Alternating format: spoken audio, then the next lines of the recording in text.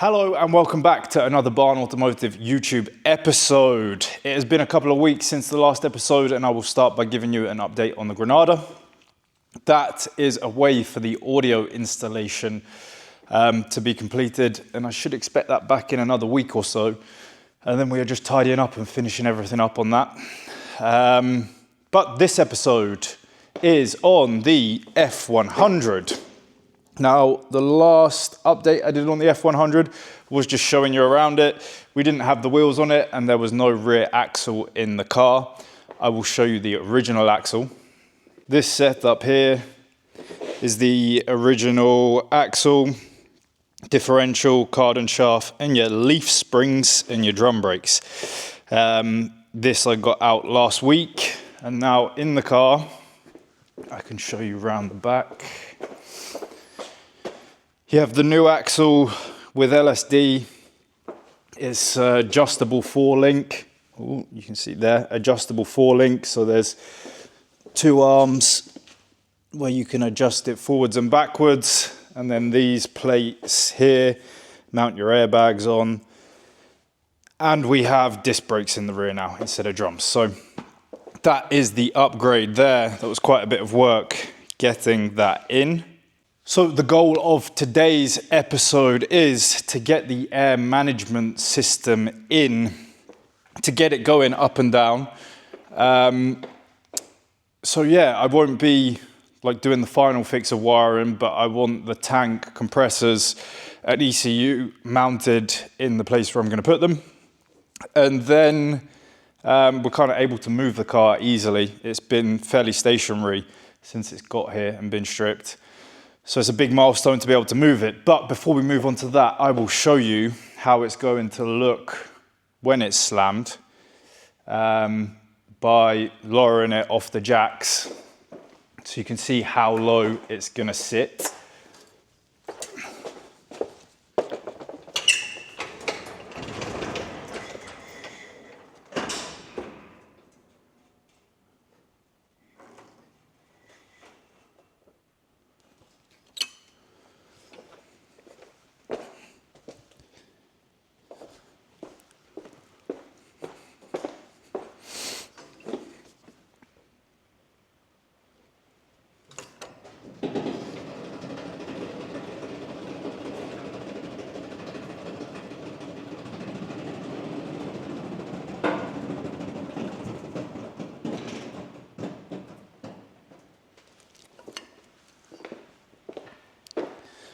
And that is it on its lowest setting, basically.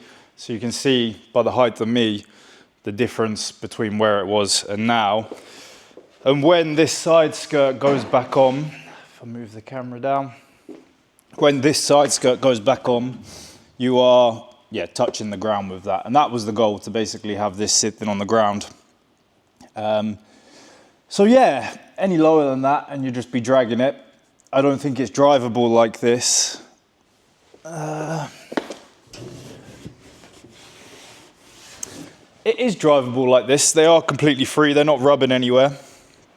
But you probably scrape a lot of the underside of the steps and things. But that is how it is going to look.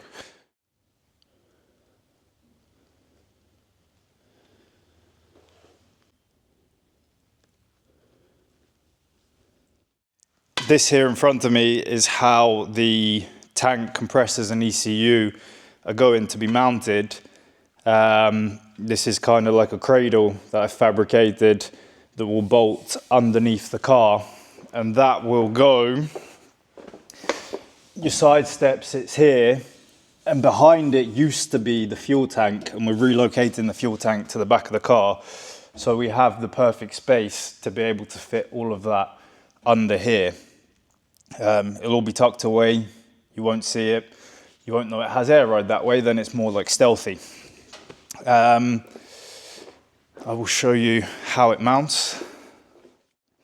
So we just have a big steel plate with a beveled edge on it, and then two more plates that come off of it on an angle to give us clearance for the compressors and the underneath the car.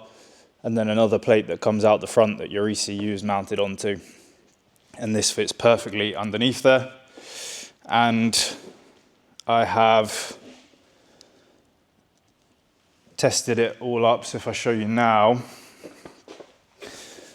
So this here that I've kind of done is just a test rig to be able to fire it up and check it all works out the car before it's under the car, and that we don't have any leaks in the system there. So this is it powering on, you hear the little click. And the system says it's okay, no errors. And then the switch should switch, there we go. Now the compressor comes on.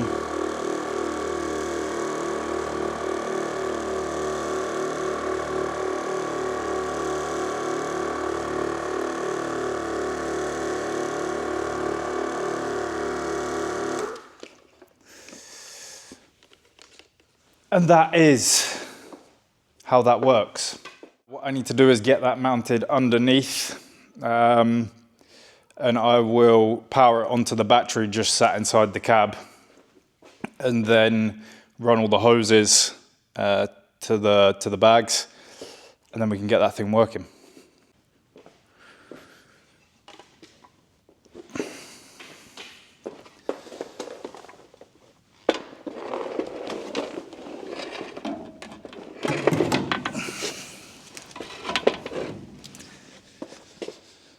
Then with it, kind of, if I show you, with it resting with one end up, I'll put the car jack under it and jack it up level, then scoot it across into place. Then I can put the other side step arm up under it, and then we can fix it in its final position.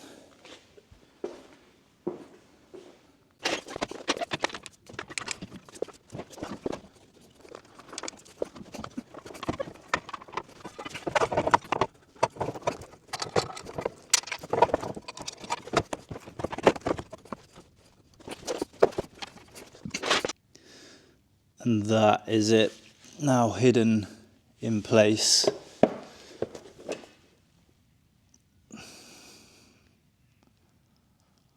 And then I'll put the side skirt back on. And this is it with the side step loosely placed back on. Now when we got the car, there was a rubber trim that went the whole way around. That will be replaced for a like steel edge to close that gap off instead of the rubber. I believe originally there was a steel piece that was curved and went back in there, so we will do that again to fill that gap. But as you can see, you're not going to see anything once that infill strip is done. Everything's hidden away under the car.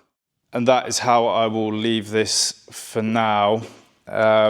Because basically on a project like this, you have to be super patient, because everything's going to come back off once I'm finished making like brackets and things that will be welded onto the chassis. Everything needs taken back off to send the chassis for powder coating. So that is in place. I know it works. I leave it like that, kind of loose for now, and then we plumb the air ride in, the gas lines, so that we can get it up and down. I've had to take the front back apart after having everything installed, because basically I cycled it up and down and then went round and checked clearances and everything as we went up a little bit and down a little bit. And I found on the front, when you're on like full extension, this was coming down. This is your upper control arm. This obviously moves down as your car goes up, as the ride height raises, and it was coming down, and this piece here was pushing into the side of the airbag, which obviously would end up making it fail eventually. So I had to take everything out. I drove a 2-hour return journey already to get a new smaller bag. That diameter is 2 centimeters smaller, but that was a almost completely different bag. So that meant I've had to remake the bracket also that mounts to. Isn't a problem, it's done. They are now in the car. The last thing to do is reassemble these pieces back in, check the clearance again, although this time there is loads of room with these smaller bags, I know that. And then I can make it go ch. So I will crack on with this and then show you it going up and down. The car is now back together. I've put the rear fender on so we can see how it looks going up and down with the fender on. It is very tight up against the tyre, so that is either going to have to be rolled or made wider. But now we can finally, after all the complications, make it go up and down. The system is wired in, and yeah, this will be then wired into the car once everything is in there. But for now, this is how we can make it go up and down. So on the front and the rear.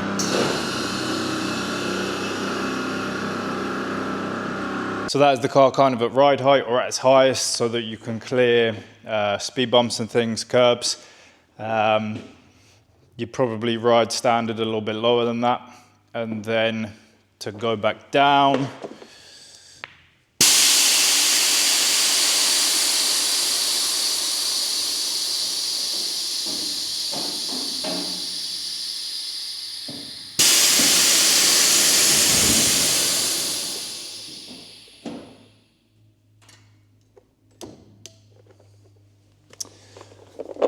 and that is it, all the way down.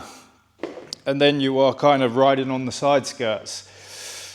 The front right now obviously goes down a lot quicker than the rear because you have a lot of weight in the front with that engine and transmission in, and in the rear it is completely stripped, so there is no weight in the back, so it's kind of just floating down. But yeah, that is the main bulk of the air installation done. I need to obviously run all the wiring in the car and the air tubes properly, fix what's going on with the fenders here. We won't do that until we have decided on wheel and tyre offset and size. Next stage for this project would then be taking the body back off and the bed back off. Then we can get the cardan shaft made and finish up on the chassis underneath. And then essentially there's a couple other bits that need to go on that chassis, but we're done with the big fabrication then. I can now finish the rear notch with structural support. I will show you that up close. So between the notches here, we'll do like an X-brace, like you can see going under the cab there. There will be one here at the top of the notch to reinforce this. This area back here will be where the fuel tank goes. And if you can see at its lowest, the cardan shaft would go directly into the X-brace. So we need to notch the bottom of that also for the cardan shaft clearance. So there is a lot to do there. Obviously had to wait to do that until that axle was here and in the car. But now we can move forwards with that. So next step, take all of this back off and then carry on fabricating the bits of that chassis. And so that is it for this section of the F100 video. I'm super happy with that. It's been a long time waiting on that axle arriving, and that is a big chunk of work done. Didn't go as smoothly as I was hoping with the issues with the front, but we are finally there with that. So on to the next phase of this project, and I hope you enjoy following along and seeing what happens with these cars. And make sure you subscribe, and you'll always be notified whenever the next video comes out. And for now, that is it. I think the next video will be on either the Granada or the Hummer. But until then, I will see you in the next Barn Automotive YouTube video.